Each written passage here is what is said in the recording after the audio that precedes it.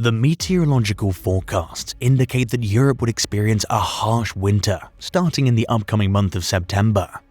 The population of Europe would need the necessary gas for heating, which was difficult for them to acquire due to its high price and scarcity, because their leaders had continued to the letter to apply the sanctions ordered by Washington against Russia.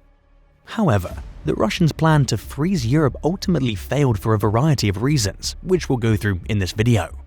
But before we start, please like and subscribe to this channel, and then sit back and relax. On September 21st, Vladimir Putin ordered a partial mobilization in Russia.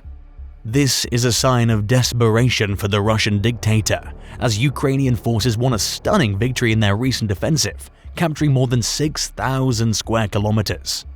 They liberated Balakleya, Kupiansk, and Lysium. Seeing the Russian forces can no longer contain the Ukrainian soldiers, Putin is forced to somehow stabilize the situation on the front lines. Leaked documents claim that Russia is planning to mobilize up to 1 million men, thus a sign that Putin's plan on invading Ukraine using regular troops has failed dramatically. He, and probably the rest of the world, has grossly underestimated the Ukrainian people's will to fight.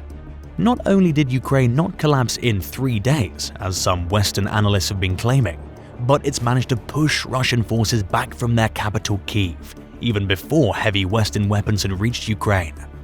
Ukraine has repeatedly warned that eventually Russia will use the gas as a weapon. Putin played the "I'm going to freeze Europe" card over the summer, cutting off the majority of the gas supply to Europe. To get through the winter, the European Union was compelled to implement stringent gas and oil conservation measures and find swift replacement fuel sources. Despite Ukraine's repeated claims to the contrary, Russia has threatened to use gas as a weapon in the future.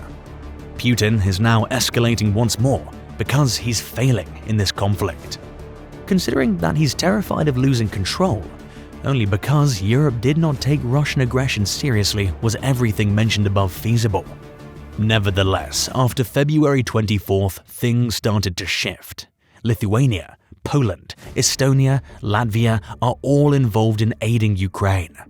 For instance, the Baltic nations have contributed the most as a percentage of GDP, while Poland has given Ukraine almost 500 tanks, more than Germany currently has in its army. What should be done next is the question. How ought Europe to react to Putin's escalation? The solution is to send a loud and obvious message that no matter what Putin tries, he will lose. The longer Putin believes he has a chance to win, the more expensive and potentially nuclear this war will be. The EU must show a clear signal that whatever Putin does, he is going to lose. Consider the reaction Europe might have taken since the annexation of Crimea. At that time, it was already clear that Putin is hostile. In 2008, he invaded Georgia. Putin later intervened in Syria, helping the bloody dictator Bashar al-Assad. Firstly, in 2014, Europe could have stopped all military exports and any industrial machinery to Russia. That did not happen, and Ukraine has found French military sites on Russian APCs that were supplied to Russia after 2014. Think about it. Russian state television has raised eyebrows dozens of times, announcing that they might invade parts of Europe, and yet some EU companies have continued to sell hundreds of millions of dollars worth of military equipment to Russia. Second, Europe could have adopted a transition policy away from Russian carbs and become more energy independent. Not only has this not been the case, but Europe has increased its dependence on Russian oil and gas. Europe is facing its most difficult winter because it's failed to recognize the risks Russia poses to global security. We have to recognize that this war is going on because Russia has the resources to fight in Ukraine. Europe is facing its most difficult winter because it's failed to recognize the risks Russia poses to global security. Instead of driving Russia out of the world's economy, Europe has paid hundreds of billions of euros to Russia, which it now uses to fire up its military complex, including the maintenance of its nuclear arsenal. Now, Europe feels the weight of the war unleashed by Russia over gas and electricity payments. The Brussels-based think tank Bruegel estimates that governments in the region spent more than 500 billion euros to support households and businesses during the energy crisis. Morgan Stanley calculates that this year the costs of gas and electricity in the EU could multiply by 7 to 1.4 trillion euros compared to 200 million euros last year. Of course, all European governments try to offset the population burden. The longer the world drags on this conflict, the more expensive it'll be for everyone. Would it be cheaper for EU countries to finance Ukraine's victory than to pay for Putin's blackmail?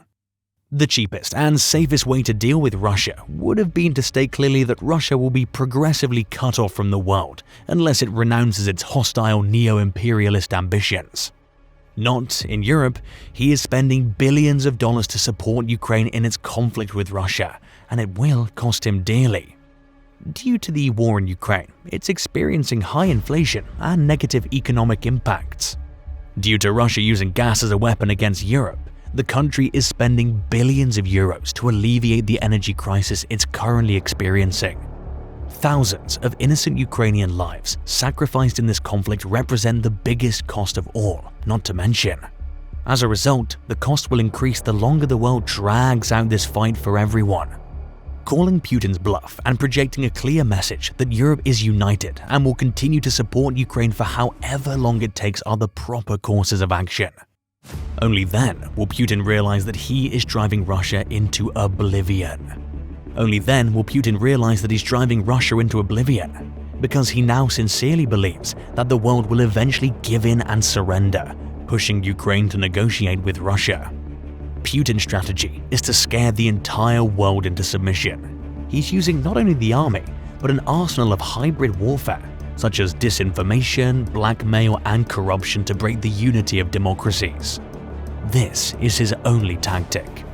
The correct response is to show him, and perhaps even more important than him, the Russian elite, that there is no way Russia can win or even draw this fight.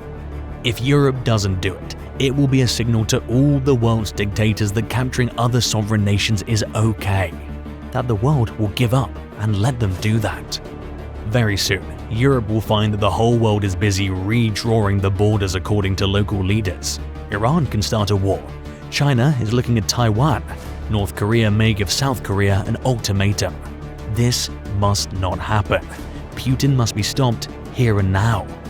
It's not just the right thing to do from a moral perspective, it's also the cheapest and safest way out of this war.